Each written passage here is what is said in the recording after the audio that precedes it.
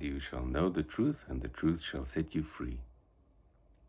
I was driving a bus at work one day, about 2.5 years ago, and out of nowhere, this cold, numbing stab of fear it was like someone drove a stake through my heart, a knife that just caused this fear. It just came over me. But at the same time, also awareness that it wasn't from God. And that's how he talks to me. It's usually not words, like I can say he's said to me that. It's just something that I know. And I knew in that moment it wasn't from him. So he took me on this train of thought. If it's not from him, and if I know that I cannot know what is going on somewhere else without someone else telling me, then it can be disregarded. Because I can know, but the fear was for my family, by the way, that they were in danger. They weren't. But I thought that, or I had been under the impression that if a feeling like that comes over me, it has to be the truth. That's how insidious the enemy is. He makes you believe that this is an ability that you have to know something that's going on somewhere else. But you don't have that ability. And in that way, he keeps you in bondage to fear. That's what he did with me, until God showed me that is not the truth. The truth is, you cannot know what is going on with someone else, somewhere else, without them telling you over the phone or writing you a letter or someone else telling you. So, if something like that comes, it's a lie, and you can disregard it. And that is where it started for me. Now I can't even remember what it feels like to have that kind of fear.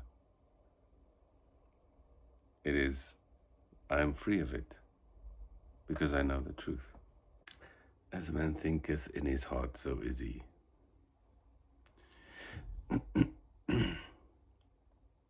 Just this whole journey, from when I came to faith up until this day, has basically just been a taking away so that there's less. Like everything that I thought I was in my own ability, taken away.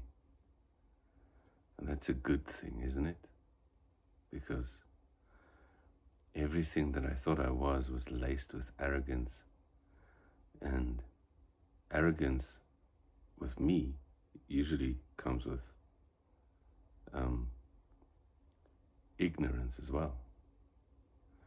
Because when I was arrogant, I don't think I showed it, but I was. I stayed arrogant, even though some people told me that I was arrogant. I just started to hide it. But when I was so arrogant, I couldn't learn anything. It wasn't possible for me to learn anything. That's why I stayed in the darkness so long, even though I had come to faith, even though I started to really believe the gospel. That first night when my sister went away, far away, to do missionary work, I was lying in my bed And I just started to cry. At first, I thought it was just because she was going away, and I didn't know when I was going to see her again. But then later on, it was almost as if I was mourning for myself, because I couldn't believe that the gospel could affect someone so deeply that they would give up everything and go and just work for the gospel, basically for almost no compensation. And from that day, even though I don't think I really registered it consciously, but deep down, my deepest self realized that I wasn't who I thought I was. I wasn't who I think I was. Doth mother know your weareth her drapes? I love the old English. As a man thinketh in his heart, so is he. Even if you don't know what you are thinking in your heart, in the deepest parts, that is what you are, what you become. That's what I was. I thought I knew everything. I thought I could do anything, but I couldn't. I was ignorant and skillless at that stage. So, yeah, it's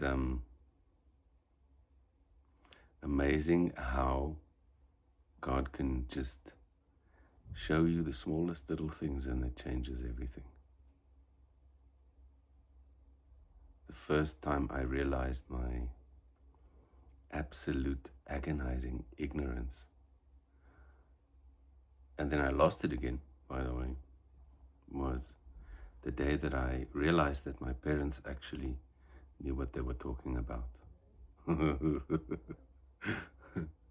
That I wasn't as smart as I thought. And then I realized that for a moment, and then it just vanished again. Yeah. One of the most powerful and terrifying, but also liberating experiences that I've ever had has been the process of God showing me how small and insignificant and unknowledgeable and unskilled I am compared to Him. And that just takes you as a Christian to a place where as I realized that, it set me free from all of the ways that I was trying to be what I thought I should be, and just being able to let Him be Himself through me. I think that is the rest that He speaks of.